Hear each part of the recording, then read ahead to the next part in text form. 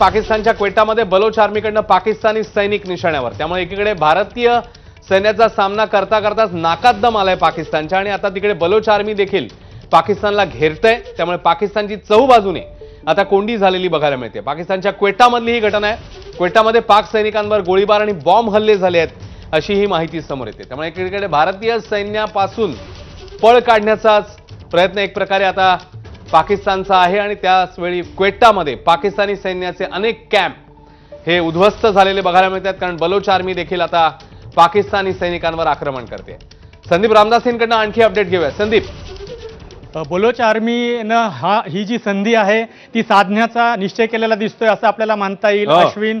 कारण ज्या पद्धतीनं पाकिस्तान भारतासोबत च्या प्रतिहल्ल्यांना तोंड देण्याच्या मध्ये सगळा व्यस्त आहे, अशा वेळी बलोच आर्मीनं सुद्धा त्यांचा जो इतकी वर्षाचा राग आहे पाकिस्तानच्या बद्दल, पाकिस्तानने केलेल्या अत्याचारांच्या बद्दल, तो कुठंतरी कॉम्पेन्सेट करायचा त्यांचा हा प्रयत्न आहे असं आपल्याला म्हणता येईल।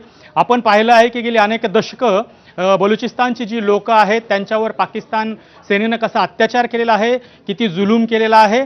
त्यामुळं आता हे बलुचिस्तान, मला असं वाटतं की आत्तापर्यंत भारत फक्त असं पाकिस्तानला असं वाटायचं की भारताला चीन आणि पाकिस्ताननं एकाच वेळी जर का समोरून अटॅक केला तर हे जे ज्याला टू फ्रंट वॉर असं ज्याला आपण म्हणतो, टू फ्रंट वॉर ज्याला म्हटलं जातं, तर त्यामध्ये भारताची धावपळ होईल अशा पद्धतीचा कयास बांधला जायचा। आता तीच वेळ पाकिस्तानवर आलेली आहे।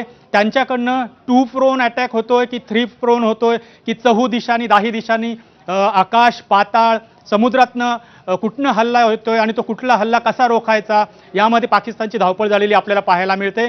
त्यामुळे त्याचाच एक भाग म्हणून बलोच आर्मी सुद्धा पाकिस्तानचा मिळेल तो लचका तोडण्याचा प्रयत्न करताना दिसते असं आपल्याला म्हणता येईल अश्विन। खरं संदीप, एकीकडे भारतीय सैन्य आणि तिकडे बलोच आर्मी देखील, त्यामुळे पाकिस्तानची पळापळ होते हे तर नक्कीच। गणेश ठाकूर यांच्याकडे जाऊया पुढचे ताजे अपडेट घेण्यासाठी। गणेश,